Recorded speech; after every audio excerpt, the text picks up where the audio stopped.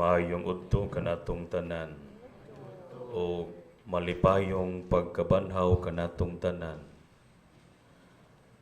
Kita bang tanan nabanhaw na o pabiling po sa kasakit? Ang uban natuog, ang uban nagmata, no?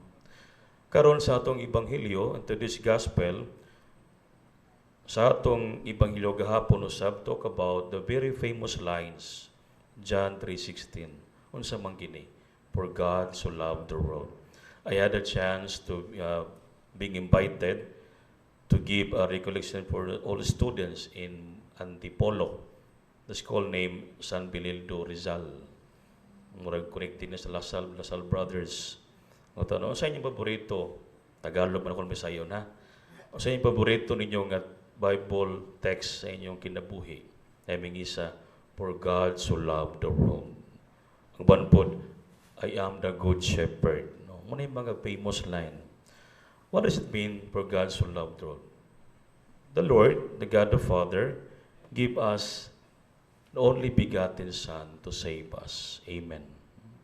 Bisan pa man sa atong mga kakulangan, sa atong pagkadili angayan, the Lord continues to embrace us. Di ba? But in the gospel today, John the Baptist points clearly to Jesus and says that Jesus comes from above. While we are from the earth, what does this mean for us? It reminds us that our life should not be focused only on earthly things. For example, ang atong bahandi, ang atong success, or atong recognition, but on heavenly things, pagtuo, kamatuuran, o atong maayong relasyon ngadto sa Ginoo. The Lord Jesus speaks the words of God because He is sent by the Father, and whoever believes in Him has eternal life. Kita bang tan mo tuon ini dili? Mo tuon mo dili? Okay ra mo diha. Mabitaw, when we are given the chance to become obedient to God, why not? Go for the Lord, di ba? Go for God. In my life, first time in my life to experience to anoint during the, call it, kanabang grupo sa mga exorcism. I was invited in Berin Sarigla just yesterday night. Ang among sabot, magkuan lang kumpisal. Ang dito ko. Ingon ng coordinator, pwede ka mo kuan, pwede ka mo join sa misa o na ay deliverance prayer, renouncing of sin, o kana pong anointing, o sa mo na. So, pangadto na ako nang libatong balhibo.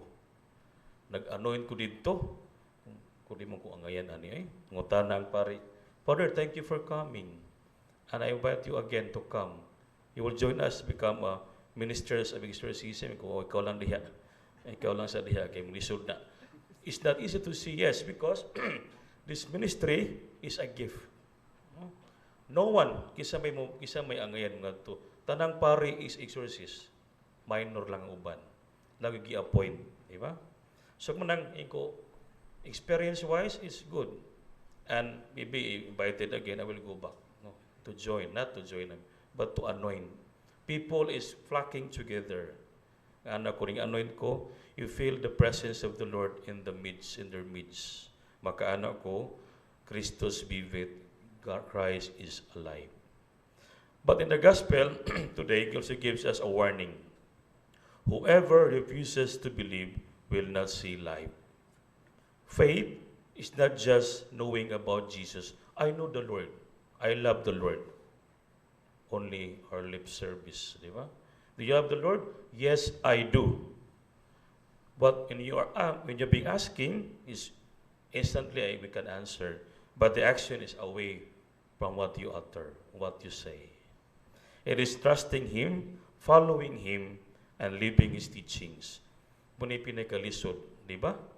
Kitang tanan naning kamot, nga mahimong mabag-o to follow the Lord's design. In our daily life, my dear brothers and sisters, we are invited to ask, do I live only for this world, or do I live for God?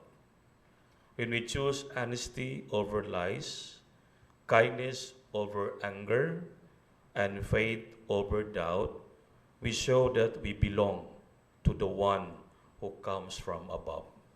Mao man kana, di ba? Kisa mo itong pilion, ang Ginoo o katong mga dili nato ang yan tuuhan. Only Jesus. So today, let us renew our faith in Jesus, not only for Easter season, but throughout our lives. Let us listen to His words and live them, so that even now, we may begin to experience the life He promises to us. When we are in the Lord, He will give us eternal life. Amen.